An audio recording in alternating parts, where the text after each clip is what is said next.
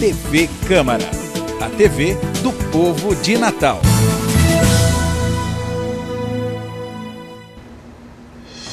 Tela de Justiça. Fique em dia com os assuntos jurídicos.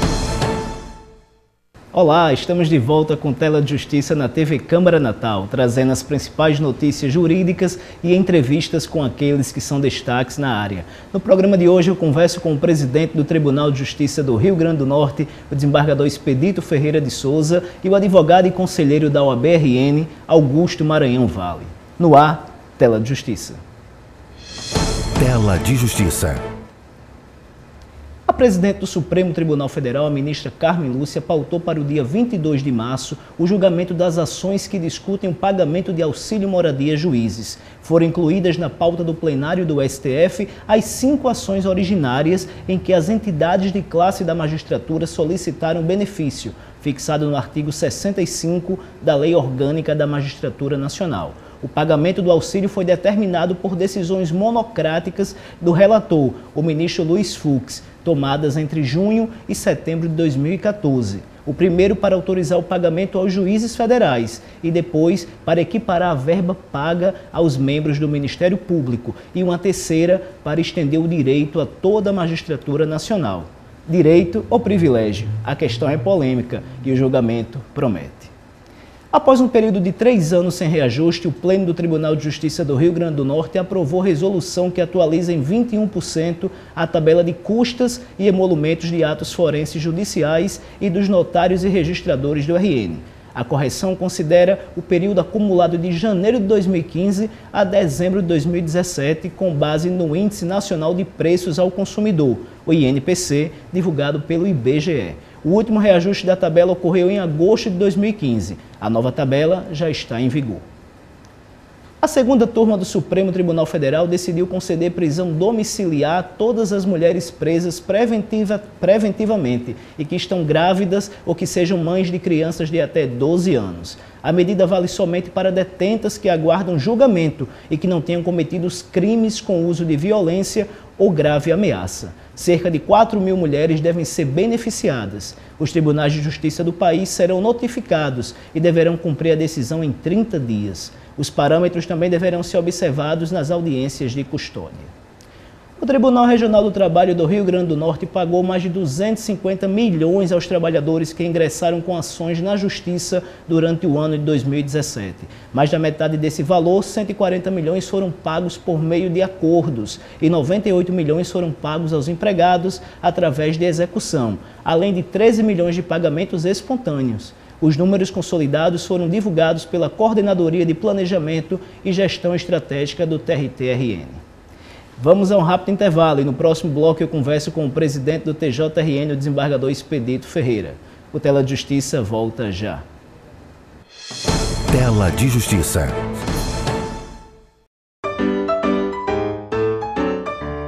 Marina jogou essa garrafa de refrigerante no lixo seco.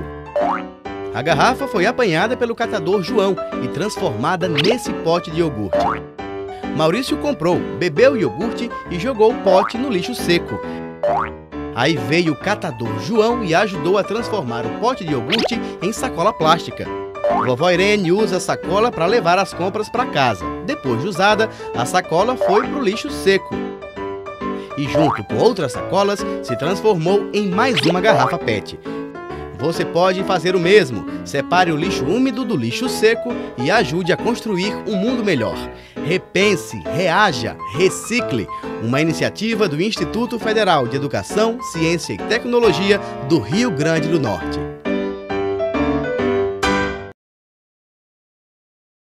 O trabalho escravo ainda existe no Brasil e tira a dignidade de muita gente com trabalhos forçados e jornadas exaustivas. São pessoas submetidas a condições degradantes. O Ministério Público Federal atua para combater esse crime, punir os responsáveis e resgatar a dignidade desses trabalhadores. Vamos juntos combater o trabalho escravo e limpar essa mancha da nossa sociedade. Ministério Público Federal. Seu direito, nosso dever. Tela de Justiça. Estou de volta com Tela de Justiça. O Tribunal de Justiça do Rio Grande do Norte obteve o melhor índice de cumprimento da meta de produtividade do Conselho Nacional de Justiça, o CNJ, no ano de 2017. O TJRN foi o primeiro entre os 27 tribunais da Justiça Estadual. Para falar sobre esse resultado, eu recebo agora o presidente do TJRN, o desembargador Expedito Ferreira. Presidente, seja bem-vindo ao Tela de Justiça. João Ferreira, é um prazer e uma satisfação entrar no seu programa Tela de Justiça. Presidente, vamos falar sobre esse resultado que o Tribunal de Justiça do Rio Grande do Norte alcançou, sendo o número 1 entre os tribunais da Justiça Estadual. Como o senhor recebeu esse reconhecimento do CNJ? Olha, o CNJ disponibilizou no dia 5 de fevereiro, no site oficial, que o Tribunal de Justiça do Rio Grande do Norte tinha sido o primeiro entre todos os tribunais do Brasil, inclusive o de São Paulo, que tinha 100% feito a meta 1. Nós julgamos mais processos do que recebemos. E foi o processo que julgou, o tribunal que julgou mais processos no Brasil em 2017. O que isso representa, presidente? Olha, é uma satisfação muito grande, tanto para os servidores como os magistrados. Eu agradeço a eles esse esforço concentrado, porque o Tribunal de Justiça passou 2 anos como selo de bronze. O ano passado ele teve o selo ouro e no final do ano, já em fevereiro, já estava entre os melhores tribunais do Brasil. Essa foi uma outra conquista que o tribunal conseguiu no ano passado. Além do selo ouro de 2017, agora em 2018, a partir de 5 de fevereiro, a tela oficial do CNJ diz que o Tribunal de Justiça foi quem mais julgou até agora do Brasil em 2017. No final de 2016, o tribunal estava com o selo bronze. E no final de 2017 alcançou o selo ouro. Era o último tribunal do Brasil. O selo ouro, ele fala sobre a produtividade, sobre toda a qualidade. A celeridade, são várias metas. O CNJ joga várias metas todo ano, os tribunais cumprirem. Em relação especificamente à meta 1 do CNJ, o tribunal hoje ele julga mais processos do que ele recebe. Do que recebe. Isso tem sido uma prática, isso tem sido um planejamento que a sua gestão vem desenvolvendo ao longo desse ano. Olha, quando eu assumi a minha gestão, foram 2 pilares. Valorização do servidor e do magistrado, como também a celeridade processual. Eu acho que os servidores entenderam, tanto os desembargadores como os juízes, cooperaram muito, e eu retribuo a ele esse selo que nós recebemos, como também esse título de Tribunal Melhor do Brasil. O senhor recebeu um tribunal onde os servidores estavam, digamos assim, desmotivados, tinham vindo após a maior greve da história do Tribunal de Justiça, e hoje os servidores enfrentam e vivenciam uma nova realidade dentro da Justiça Estadual. Quais foram as ações que foram feitas de valorização? Nós tivemos uma valorização do servidor, tivemos um diálogo franco e aberto com o sindicato da Justiça, do servidor da Justiça, e hoje eu recebo o sindicato quase toda semana, certo? O sindicato é transparente, é aberto, certo? As reivindicações foram cumpridas, o plano de cargo salário dele foi uma comissão que está elaborando, inclusive com membros dos sindicatos, certo?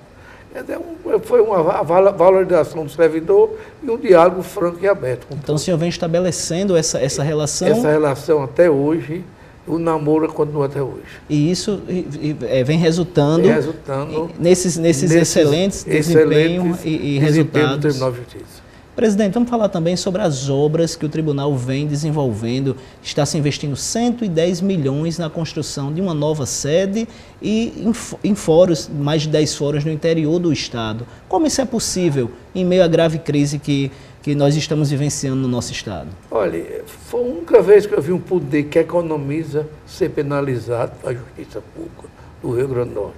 O Tribunal de Justiça não deu causa a essa crise que o estado passa hoje. Não é só o Rio Grande do Norte, não. São vários estados do Brasil, como Rio de Janeiro, o próprio São Paulo, Rio Grande do Sul, Minas Gerais, Alagoas, estado pequeno como nós, estão em crise financeira, certo? O Tribunal de Justiça tinha suas reservas. Desde as gestões anteriores, vem economizando, vem fazendo o dever de casa, certo? O Tribunal de Justiça, quando eu assumi, tinha uma reserva de quase 370 milhões de reais. Da fonte 100. Tinha também os recursos do fundo, de recursos do próprio Tribunal de Justiça. Do FTJ. Do FTJ. Hoje, essa não tem quase 100 milhões de reais só. Que nós usamos nessa gordura, essa reserva, para pagar 3 folhas do pessoal do Judiciário, que o governo do Estado atrasou o do Odete. Então, as sobras orçamentárias que o tribunal tinha foram precisas serem utilizadas para manter as contas em dia. Pagamento da folha, certo? 3 meses. Houve um acordo com o Tribunal de Justiça, lá no STJ, lá no Supremo, certo? O Estado, até esse mês, vem cumprindo rigorosamente um duodécimo dos poderes. Então, hoje, o Estado está repassando. Em janeiro e fevereiro, o tribunal recebeu o seu duodécimo. Passou, inclusive, o acordo que foi feito para pagar em 36 parcelas atrasadas. E esses 200 milhões que foram consumidos ao longo dos 3 meses de atraso. É constitucional, isso é constitucional. Olha, não sei, o Tribunal de Justiça só recebe 6% da renda corrente líquida do Estado. De todo o orçamento do Estado, 6% é repassado para o tribunal. É uma pensão ínfima, se fosse uma pensão de alimento. Certo? Presidente, vamos falar agora sobre a questão do auxílio moradia, esse tema tão polêmico. O STF vai discutir no dia 22 de março essa problemática que hoje se discute se é um direito ou se é um privilégio. No ano passado, o Tribunal de Justiça pagou 39 milhões em auxílio moradia de pagamentos retroativos aos seus magistrados. O que motivou esse pagamento? E pagaria ainda hoje se tivesse atrasado. O Tribunal de Justiça resolveu pagar o resto desse auxílio moradia retroativo, que o próprio juiz federal já tinha sido pago, o Justiça do Trabalho pagou. A maioria dos tribunais do Brasil, o Tribunal Rio Grande do Norte era um dos últimos tribunais que não tinha ressarcido os seus magistrados do auxílio moradia. Até hoje não se fala que esse auxílio moradia é ilegal, certo? É legal, é constitucional. Então, na sua opinião, o auxílio moradia é legal? É legal, é legal. Está sob justo, foi autorizado pelo Supremo estender a todos os magistrados do Brasil. O Supremo é que está na palavra, que mais é uma palavra. Agora, eu acho que o próprio Legislativo tem o auxílio moradia, o próprio Executivo tem o auxílio moradia. Agora, quem interessa essa campanha difamatória sobre o Judiciário no tocante ao auxílio moradia? É uma difamação, será que a gente só pode receber os outros? Agora, não se vira o salário dos funcionários do Banco do Brasil, do Banco Central, do BNDES, das autarquias, das fundações do Brasil.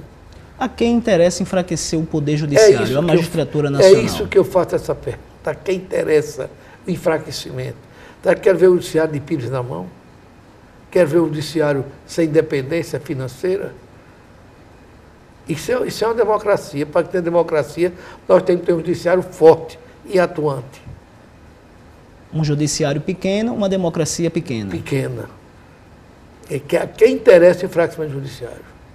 Presidente, essa questão vai estar na pauta do STF no dia 22 de março. Vamos aguardar até lá qual é a definição do Supremo Tribunal Federal para poder regulamentar nacionalmente que essa celeuma... Agora, eu quero também que o Supremo olhe também os outros servidores que têm auxílio também.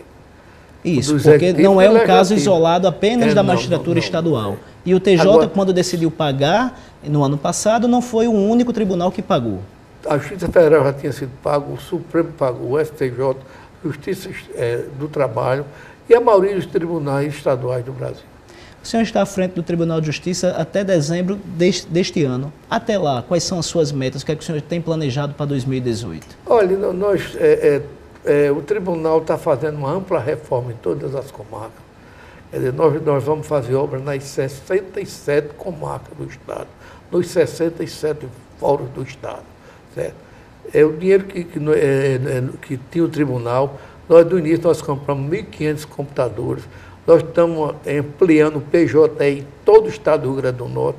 Esse ano, nós vamos acabar o papel, todos os tribunais, todos os nossos processos vão ser eletrônicos. Certo?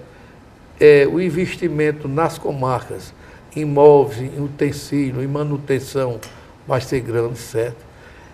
nós estamos tentando modernizar o Parque de Informática no Rio Grande do Norte. Nós estamos com vários, mais de 40 especialistas da universidade dentro da nossa TI. Quando o senhor assumiu o tribunal, a realidade das comarcas era deficitária, existiam deficiências em várias comarcas. Olha, eu estive na comarca de Santa Cruz, no dia que eu estive lá, deu uma chuva, e o juiz estava trabalhando com baldo em cima da mesa. Certo? Então o senhor espera entregar até o final do ano todas as comarcas equipadas, reformadas. Nós estamos construindo 10 fóruns no interior. O fórum maior vai ser na comarca de Paus-Ferro, onde o TJ vai gastar 11 milhões de reais com uma cidade de médio porte, uma cidade polo do oeste. Certo? Vamos construir fóruns em Santa Cruz. Em Laje não tem um fórum. É uma município casa, polo de uma região. Não tem um fórum. O fórum de Martins é um fórum antigo. Estive lá, o forro estava caindo com água. O forro de PVC, mas cheio d'água, que era uma canoa. Então, a prestação jurisdicional se ampliar para o interior do Estado, né? Interior do Estado. Presidente, em relação aos crimes de improbidade, o tribunal criou um grupo de atuação dedicada para o julgamento de crimes de improbidade. Nós temos hoje 1.700 processos de improbidade entre cíveis e criminais. É a meta 7 do CNJ. Nós criamos um grupo de apoio que vão julgar todos esses processos até setembro do próximo ano, deste ano. Quer dizer, é 70, não se for todo, ou 70%, 80% de todos os processos. É um esforço concentrado para reduzir esse acerto. Uma equipe, e a meta 7 do CNJ, certo?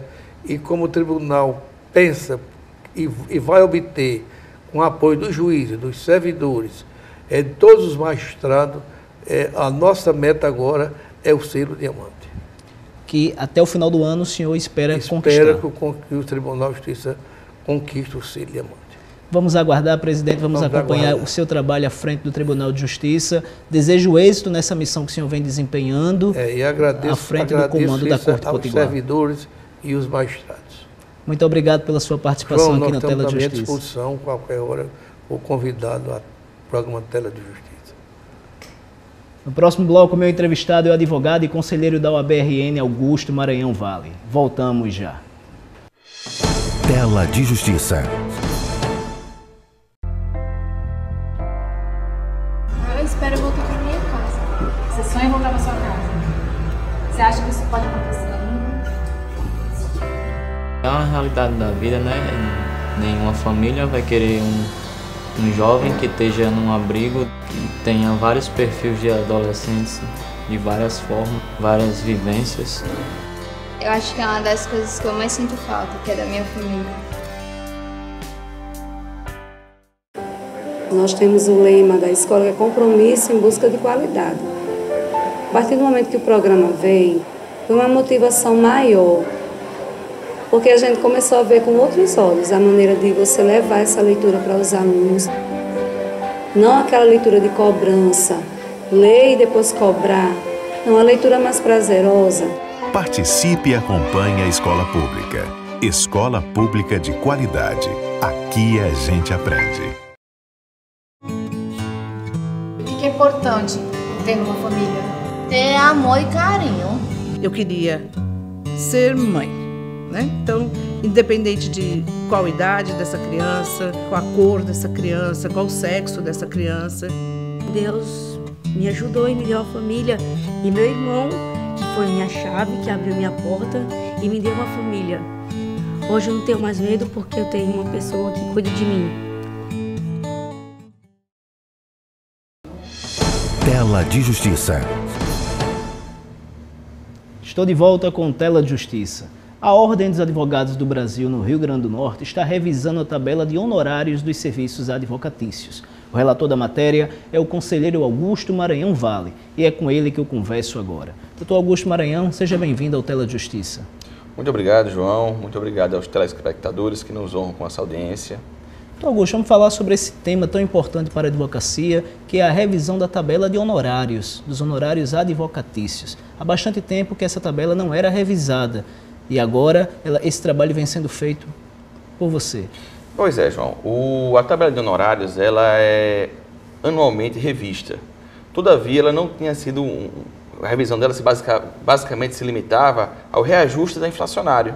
Não havia uma análise sobre o conteúdo da tabela, nem tão pouco quanto as formas.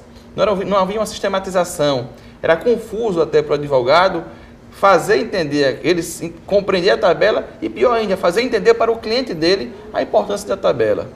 A verdade é que a tabela de honorários ela é o instrumento primeiro de prerrogativa.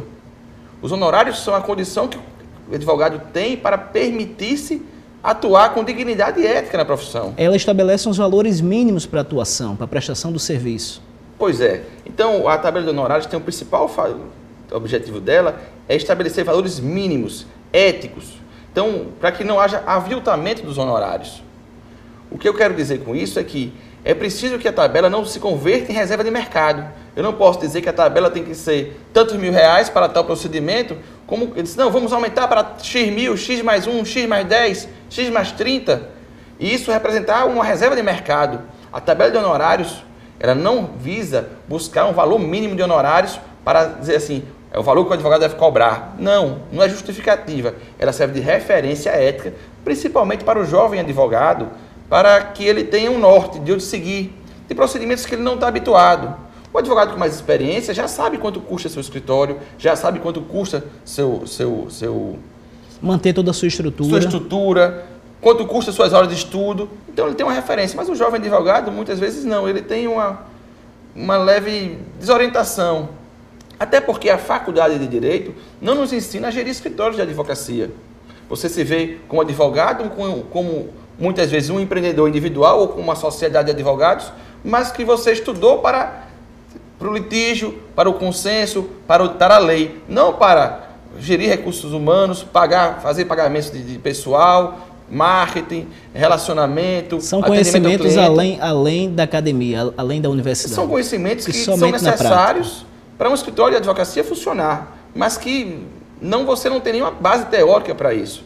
Então a Ordem dos Advogados do Brasil tem essa tabela de referência de honorários mínimos, para que o jovem advogado, o advogado que não milita muito naquela área, tenha uma noção do que seria o valor mínimo para que possa referenciar. E quais são os diferenciais que estão sendo propostos?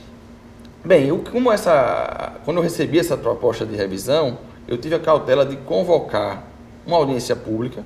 Então foi debatida, amplamente debatida com a categoria. Foi debatida na audiência pública no Conselho. Também colocamos por mais de 60 dias consultas públicas, onde você poderia mandar um e-mail para a Ordem dos Advogados do Brasil e nesse e-mail dizer, olha, minha sugestão é essa, meu formulário é esse, e foram mais de 62 contribuições.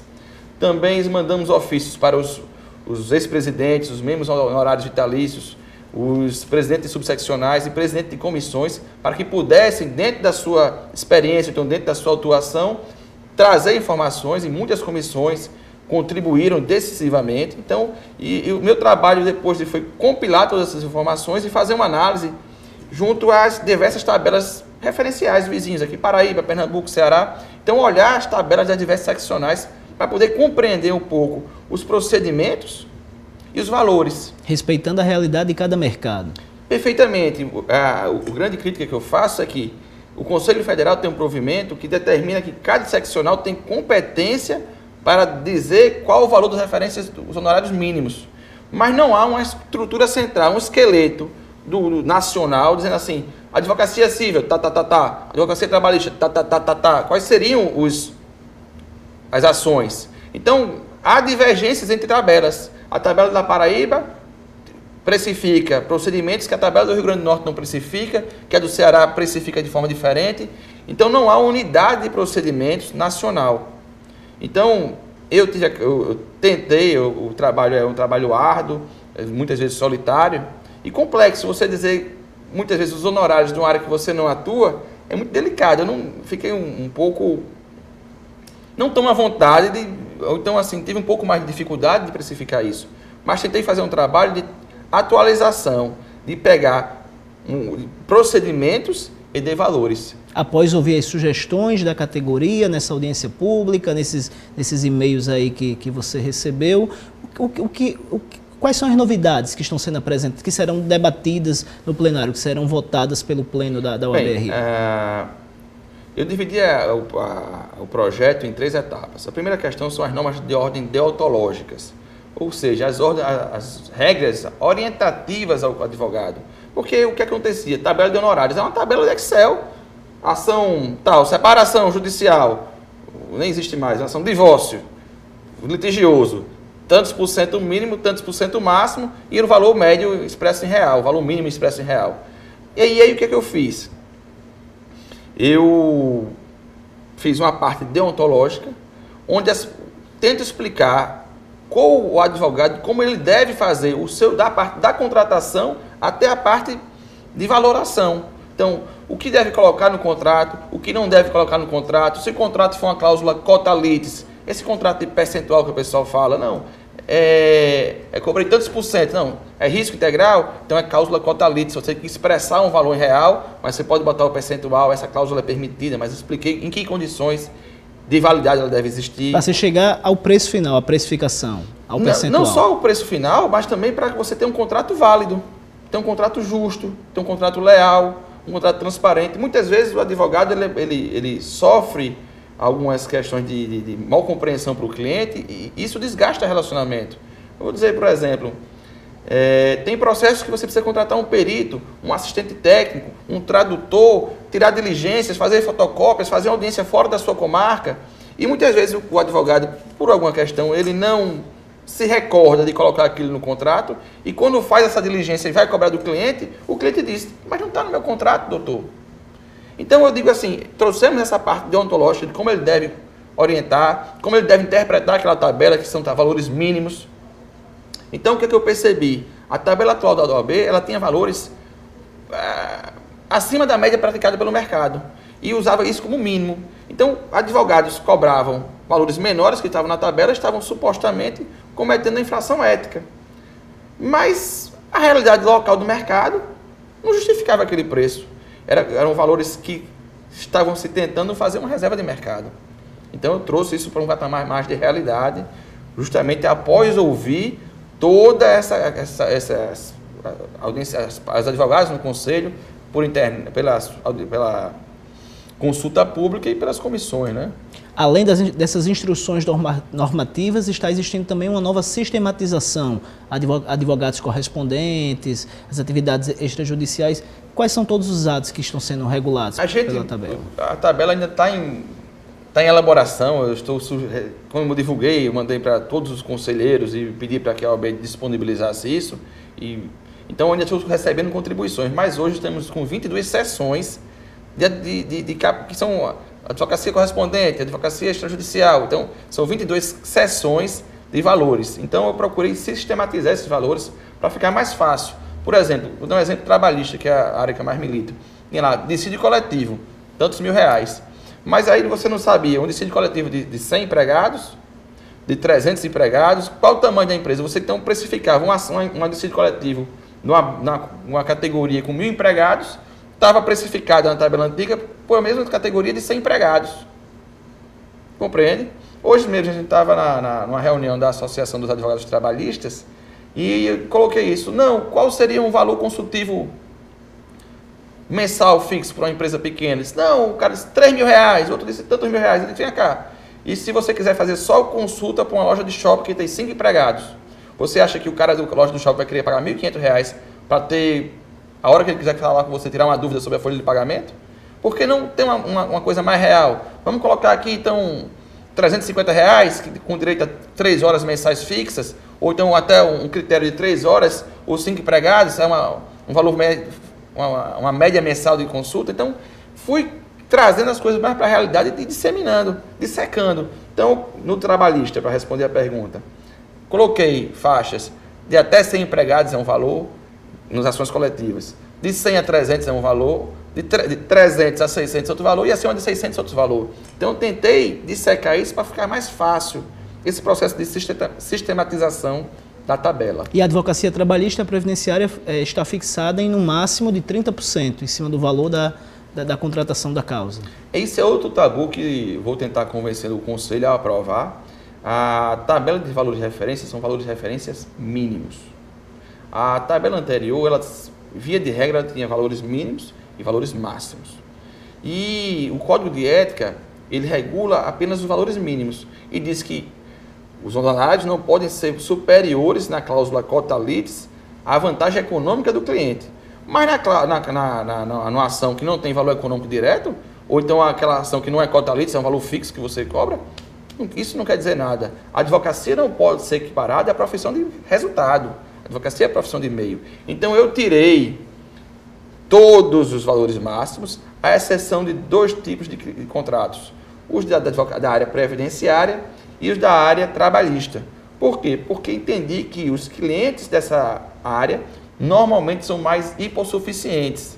Então, tive essa cautela de limitar os honorários máximos só desses 2 tipos de ações, mas também atendendo a um pleito já grande da advocacia, nós colocamos o valor de 30% como máximo, 15% como mínimo e 30% como máximo para as áreas previdenciárias e trabalhistas. Ou até 10, depende da ação, mas em regra é de 15 a 30. E quando a proposta de revisão da tabela será discutida no plenário do Conselho da Eu acredito que na próxima sessão será discutida, a última sessão de fevereiro, nós levamos a tabela já, um rascunho, explicamos, e houve um ajuste pelo presidente de encaminhar a tabela para os conselheiros, para que eles pudessem dar contribuições, apresentar substitutivos, apresentar partes, destaques, e acredito que na próxima sessão, que salvo engano é 1º de março, essa tabela deve entrar em pauta. Essa tabela ela é sugestiva e muito se fala em aviltamento dos honorários.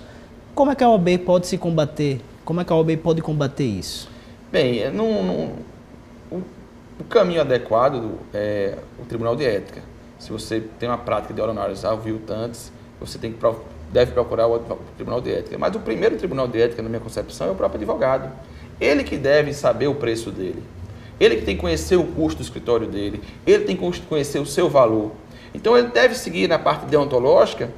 Eu trago as orientações do Código de Ética de como calcular o valor dos honorários. O valor da causa, a praxe do foro, a competência e o renome do advogado, entendeu? O valor econômico envolvido, se vai ser na sua zona de atuação, vai ser fora da sua zona. Essas questões são relevantes para a formação do preço. Por exemplo, se você me contratar para uma ação em Recife e o meu escritório é sediado em Natal, eu vou ter um custo maior do que quem tem um escritório sediado em Recife. Então isso tem que ser considerado. Como você bem falou, é um trabalho muito meticuloso e dedicado que você vem desempenhando aí ao longo dos últimos meses. Verdade. Doutor Agostinho, vamos aguardar e esperar que essa tabela ela chegue para atender os anseios da advocacia, que espera isso, que tem, através dos honorários advocatícios, tem a prestação do seu serviço recompensado. Perfeitamente. Os honorários é a primeira defesa de prerrogativa. Muito se fala em prerrogativa das prerrogativas judiciais, mas honorários são as questões, é o básico. Se não tivermos honorários justos, que remunerem adequadamente o advogado, nós teremos uma advocacia empobrecida, uma advocacia fragilizada, uma advocacia que não consegue se atualizar, que não consegue estudar, que não consegue se fazer respeitar, porque ela vai estar fragilizada do ponto de vista econômico. Então, a questão econômica, ela é sim relevante. E é sim uma questão de extrema importância para a advocacia. E eu me sinto muito honrado em poder dar essa contribuição para a advocacia do Rio Grande do Norte. Vamos falar agora sobre transparência da OAB-RN. A seccional Potiguar vem sendo bastante criticada pelos seus membros sobre a falta de transparência. Na sua opinião, como conselheiro, a OAB-RN ela é transparente? Eu vou ampliar sua pergunta. Eu vou perguntar, a OAB, em modo geral, é transparente? Eu sou muito crítico a essa questão de transparência.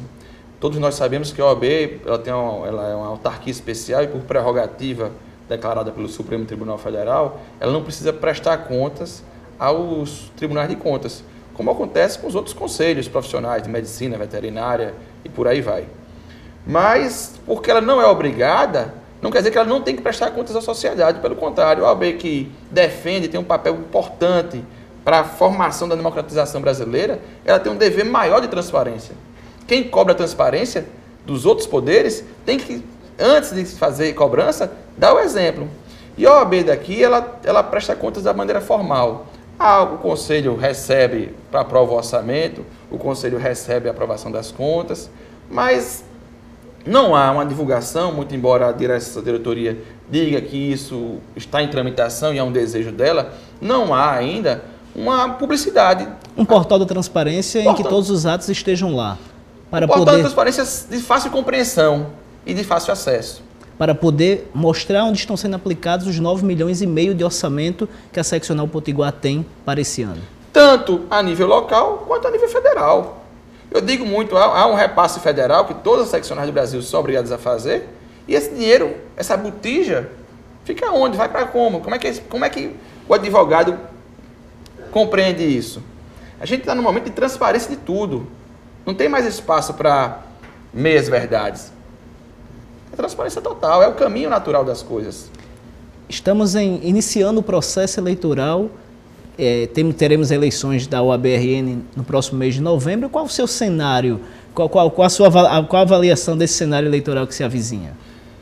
Juntando a sua pergunta de eleição com transparência, eu faço uma reflexão que eu também já debati até com o conselheiro federal Paulo Teixeira, que eu mando um abraço, e ele recentemente publicou um artigo dizendo isso, que eu acho que a OAB ela precisa se reinventar até na questão de eleição.